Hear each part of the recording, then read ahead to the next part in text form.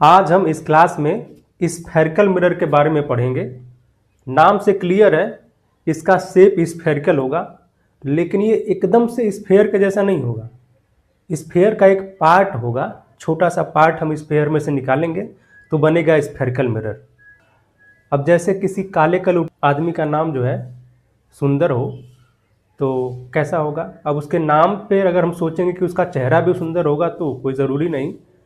तो इसका नाम स्फेरिकल मिरर ज़रूर है, लेकिन ये एकदम से स्फेयर नहीं है। स्फेयर का एक छोटा सा पार्ट है, और क्योंकि ये स्फेयर से बना हुआ है इस वजह से इसका नाम स्फेरिकल मिरर है। तो सबसे पहले हम देखेंगे कि स्फेरिकल मिरर कैसे बनता है, उसका फॉर्मेशन करेंगे। स्फेयर से ही बनाएंगे, स्फेयर से ही कॉनकेव और कॉन्वेक्स दोनों टाइप के मिरर बनाएंगे। दो टाइप के मिरर होते हैं, इन दोनों टाइप के मिरर को हम स्फेयर से बनाएंगे। और उसके बाद इस स्फेयर से बने हुए जो मिरर हैं कॉन्वेक्स और कॉनकेव, इनसे जो संबंधित जो रिलेटेड बातें हैं वो सारी चीज़ें हम यहाँ पर बताएंगे। जैसे पोल हो गया, प्रिंसिपल एक्सिस हो गया, सेंटर ऑफ कर्वेचर हो गया, फोकल लेंथ हो गई, रेडियस ऑफ कर्वेचर हो गया, अपर्चर हो गया मिरर का, ये सब कुछ हम बताएंगे। सबसे पहले एक स्फेयर बना लेते हैं। और स्फेयर आपको बनाना है वो भी कैसा, ये हॉलो होना चाहिए, ठीक है। मतलब क्या, अंदर से खोखला होना चाहिए। सिर्फ किनारों पर ये जो पतला सा हम बना दे रहे हैं, एक इतना ही जो है क्या है, इतना ग्लास है, कोई मेटल नहीं है, ये ग्लास है।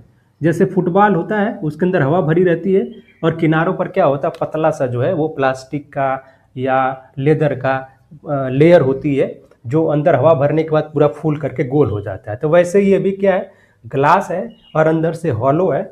और हमें यहाँ से स्फेरिकल मिरर बनाएंगे। देखिए कैसे बनाते हैं। ये स्फेयर है, हमें स्फेरिकल मिरर बनाना है। दोनों टाइप के मिरर हम यहाँ से बना सकते हैं, कॉनकेव मिरर भी और कॉन्वेक्स मिरर भी। हम क्या करते हैं कि इसके छोटे से पार्ट को यहाँ से कट कर लेते हैं, यहाँ से और यहाँ से, इतना पार्ट इधर कट कर लिया। चलिए, हमें दोनों टाइप का मिरर एक ही साथ बनाना चाह रहे हैं तो हम क्या करें, यहाँ से भी इतना कट कर लेते हैं। अब इतना जो पार्ट है, ठीक है, ये जो पार्ट दिखाई दे रहा है, ठीक है, इतना पार्ट हम यहाँ कंसिडर करेंगे। ये एक टाइप का मिरर होगा और ये दूसरा वाला जो है दूसरे टाइप का मिरर होगा, ये इतना पार्ट, ठीक है। अब हम बाकी जो इतना पार्ट है, ये इतना हिस्सा, ठीक है, ये पूरा हिस्सा जो हम यहाँ से निकाल के हटा देंगे, लेकिन अभी फिलहाल हमें ज़रूरत है इसकी, इस वजह से अभी छोड़ते हैं इसको, ठीक है। अब क्या करते हैं, ये जो है लेफ्ट वाला जो पार्ट हमने छोटा सा काटा है, उसमें क्या करते हैं कि राइट साइड में यहाँ पर कर देते हैं सिल्वर की पेंटिंग, और सिल्वर की पेंटिंग के बाद फिर रेड ऑक्साइड की पेंटिंग भी कर देते हैं, जो प्रोटेक्टिव लेयर का काम करती है। ऐसे ही दूसरा पार्ट जो हमने छोटा सा काटा है, वहाँ भी राइट साइड में क्या करें, राइट साइड में हम कर देते हैं पेंटिंग, राइट साइड में पेंटिंग कर दें, और एक साइड छोड़ देते हैं रिफ्लेक्शन के लिए। इधर भी लेफ्ट वाला पार्ट छूटा है रिफ्लेक्शन के लिए, और इधर भी दूसरे वाले में भी लेफ्ट वाला पार्ट रिफ्लेक्शन के लिए छूटा हुआ है। अब बताइए, ये स्फेयर से बने हुए हैं तो स्फेयर का एक सेंटर होगा, ठीक है। इस स्फेयर का एक सेंटर होगा, जिस स्फेयर से ये दोनों मिरर हम बनाने जा रहे हैं, ठीक है, उसका एक सेंटर होगा। उस सेंटर को हम यहाँ मान लीजिए कि सी से रिप्रेजेंट कर दे रहे हैं, सेंटर को कर दिया। अब देखें, ये जो मिरर हमने छोटा सा बनाया है, ठीक है, एक तरफ हमने क्या कर दिया, पेंटिंग कर दिया है। इस मिरर का कोई मिड पॉइंट होगा, ये जो मिड पॉइंट दिखाई दे रहा है, इसको हम कहते हैं पोल, जिसको कैपिटल पी से, बड़े वाले पी से रिप्रेजेंट करते हैं, ठीक है। बड़े वाले पी का मतलब बड़ा वाला पप्पू, और ये बड़ा वाला सी है, मतलब बड़ा वाला सी, तो समझ रहे हो ना, बड़ा वाला सी का मतलब बड़ा वाला सी, ठीक है। अब इसके बाद यहाँ दूसरा जो मिरर है, यहाँ भी क्या करते हैं, इसके मिड पॉइंट को, इस मिरर के मिड पॉइंट को हम कैपिटल पी से रिप्रेजेंट कर देते हैं। तो हमारे पास कुल मिला के 3 पॉइंट्स हैं, कुल मिला के वैसे 2 ही हैं, क्योंकि एक मिरर की बात करें तो पी यहाँ भी है, दूसरे मिरर में पी वही उसी पोजीशन पर है, मतलब क्या है, इसका मिड पॉइंट है, ठीक है। अब इन दोनों को मिलाते हैं, पी और सी को मिलाते हैं, यहाँ पर पी और सी को मिला देते हैं, ठीक है।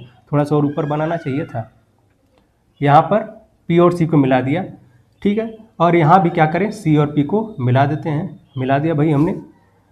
अब जब मिलाया तो क्या करते हैं, अभी ये लाइन सेगमेंट बना है, अब क्या करते हैं, इसको दोनों तरफ, ये जो हमने मिलाते हुए एक लाइन खींचते हैं, और इसको क्या करें, दोनों तरफ एक्सटेंड कर देते हैं। इधर भी एक्सटेंड कर देते हैं, इधर भी क्या करें, हम इसको एक्सटेंड कर देते हैं, यहाँ से ऐसे यहाँ एक्सटेंड होगी, ठीक है, हो गई। अब क्या करते हैं, अब हमें ये जो सेंटर है, स्फेयर का जो सेंटर, जिसे हमने कैपिटल सी से रिप्रेजेंट किया, बड़े वाले सी से रिप्रेजेंट किया है, उसको कहते हैं इस मिरर के लिए, क्योंकि स्फेयर के लिए सेंटर है लेकिन मिरर के लिए इसका नाम बदल जाता है, सी जो हो जाता है centre of curvature. Centre of curvature नाम थोड़ा सा बदल जाता है, बाकी ये स्फेयर का सेंटर था, मिरर के लिए सेंटर ऑफ कर्वेचर हो चुका है। पी जो है अपना, सबसे पहले ये बताए थे हम, पी क्या है, पोल है, पोल ऑफ मिरर। ये मिरर का पोल है, और मिरर का पोल कैसे डिफाइन करेंगे, जो मिड पॉइंट होगा मिरर का वही उसका पोल होगा। तो दो पोल है, दो मिरर हमने बनाया, दोनों का अलग अलग पोल हमने लिख दिया है, कैपिटल पी से रिप्रेजेंट कर दिया है। ठीक है, अब ये दोनों पी और सी को मिलाते हुए जो लाइन हमने खींचा है उसको दोनों तरफ एक्सटेंड कर दिया है। ये जो लाइन हमने एक्सटेंड किया है ना, इसका भी नाम होता है प्रिंसिपल एक्सिस। ठीक है, क्या नाम होता है, प्रिंसिपल एक्सिस। इसको प्रिंसिपल एक्सिस कहते हैं। ठीक है, प्रिंसिपल एक्सिस, इसको प्रिंसिपल एक्सिस कहते हैं। अब क्या करें, ये जो पार्ट दिखाई दे रहा है जो हमारे काम का नहीं है उसको पूरा हटा देते हैं, यहाँ से पूरा हटा दें ताकि हमारे पास सिर्फ मिरर मिरर बच जाए। भले ये स्फेयर का पार्ट था लेकिन हमें अब इसकी ज़रूरत नहीं, इसको क्या करें, इसको रफा दफा कर देते हैं, हटा देते हैं यहाँ से। अब ये दो मिरर हमारे सामने दिखाई दे रहे हैं। ये जो दिख रहा है इस मिरर में, ये जो बल्जिंग पार्ट है वो रिफ्लेक्टिंग वाला है, उधर से रिफ्लेक्शन हो सकता है, और जो प्रेस्ड पार्ट है, जो अंदर धंसा हुआ पार्ट है, उधर हमने क्या कर दिया, पेंटिंग कर दिया है। इसे कहेंगे कॉन्वेक्स मिरर, कॉन्वेक्स मिरर। और इसका अपोजिट ये दूसरा वाला है, इधर बिल्कुल शेप वही है, बस उल्टा समझ लो कि इसका उल्टा रखा गया है यहाँ पर। यहाँ भी हमने राइट साइड में पेंटिंग किया है, लेकिन यहाँ जो पेंटिंग किया है वो हमने बल्जिंग पार्ट पे किया है, जो उभरा हुआ पार्ट उधर किया है, और जो ये छूटा हुआ जो इधर प्रेस्ड पार्ट है, जो अंदर धंसा हुआ पार्ट है, उधर साइड हमने छोड़ दिया रिफ्लेक्शन के लिए। तो ये हो जाएगा अपना कॉनकेव मिरर, इसका नाम हो जाएगा कॉनकेव मिरर, इससे कहेंगे। ये कॉन्वेक्स मिरर और ये कॉनकेव मिरर हो गया। तो बल्जिंग पार्ट पे अगर पेंटिंग कर देते हैं तो कॉनकेव मिरर बनता है, अगर अंदर धसे हुए पार्ट पर पेंटिंग करते हैं तो हमारा कॉन्वेक्स मिरर हो जाता है। दो टाइप के मिरर हमने बना दिए हैं। अब देखें, प्रिंसिपल एक्सिस हमने बता दिया, सेंटर ऑफ कर्वेचर हमने बता दिया। अब देखें, ये जो पोल और सेंटर ऑफ कर्वेचर के बीच की डिस्टेंस है, ठीक है, ये जो डिस्टेंस है, वैसे तो ये क्या है कि पूरे स्फेयर के लिए रेडियस है। ठीक है, तो हम क्यों ना इसको आर से रिप्रेजेंट कर देते हैं, पी और सी के बीच की डिस्टेंस को आर से रिप्रेजेंट कर देते हैं, कैपिटल आर से। पी और सी के बीच की डिस्टेंस को हम कैपिटल आर से रिप्रेजेंट कर देते हैं। और ये जो आर है इसे कहते हैं रेडियस ऑफ कर्वेचर, क्योंकि सेंटर ऑफ कर्वेचर और पोल के बीच की ये डिस्टेंस है, इसलिए रेडियस ऑफ कर्वेचर इसको बोल देंगे। मिरर के लिए क्या होगा, ये रेडियस ऑफ कर्वेचर होगा। इतनी बात समझ में आई। अब देखें, अब क्या करते हैं कि भाई कि एक चीज़ और हमें चाहिए, फोकस चाहिए। ठीक है, मिरर का फोकस चाहिए। मिरर का फोकस कैसे मिलता है, जब हम कोई लाइट की रे प्रिंसिपल एक्सिस के पैरेलल लेकर के जाते हैं और फिर ये रिफ्लेक्शन होगा यहाँ से, रिफ्लेक्शन के बाद ये कॉन्वेक्स मिरर है, तो भैया ये रिफ्लेक्शन के बाद क्या होगा कि कुछ जो है ऐसे निकल जाएगी अपनी लाइट की रे रिफ्लेक्शन के बाद। लेकिन जब इसको हम पीछे की तरफ एक्सटेंड करेंगे तो कुछ यहाँ पर मिलेगी। ये थोड़ा सा टेढ़ा हो गया है, देखिए ऐसे रिफ्लेक्ट होकर के जाएगी। और जब हम पीछे की तरफ इसको एक्सटेंड करेंगे तो जिस पॉइंट पर ये एक्सटेंड होने के बाद प्रिंसिपल एक्सिस पे मिल रही है वो पॉइंट हम कहते हैं प्रिंसिपल फोकस। उस पॉइंट को हम क्या कहेंगे, प्रिंसिपल फोकस कहेंगे, उसको प्रिंसिपल फोकस कहेंगे। मिरर के लिए क्या होगा, वो प्रिंसिपल फोकस होगा। बिल्कुल यही काम यहाँ भी करना है। रिफ्लेक्टिंग साइड में पैरेलल लाइट की रे लेकर के जाते हैं, यहाँ टकराएगी, टकराने के बाद क्या होगा, टकराने के बाद इसका रिफ्लेक्शन होगा, रिफ्लेक्ट होने के बाद क्या होगा, यहाँ से कुछ ऐसे गुजर जाएगी। और ये जो पॉइंट जहाँ से ये प्रिंसिपल एक्सिस से गुजर रही है वहाँ, वो जो है इसके लिए प्रिंसिपल फोकस होगा, कॉनकेव मिरर के लिए प्रिंसिपल फोकस हो जाएगा। ठीक है, तो यहाँ देख रहे हैं कि एक्चुअल में लाइट की रे रिफ्लेक्ट होने के बाद यहाँ फोकस से पास कर रही है, लेकिन कॉन्वेक्स मिरर के केस में ऐसा नहीं हो रहा है, वो डाइवर्ज हो जा रही है।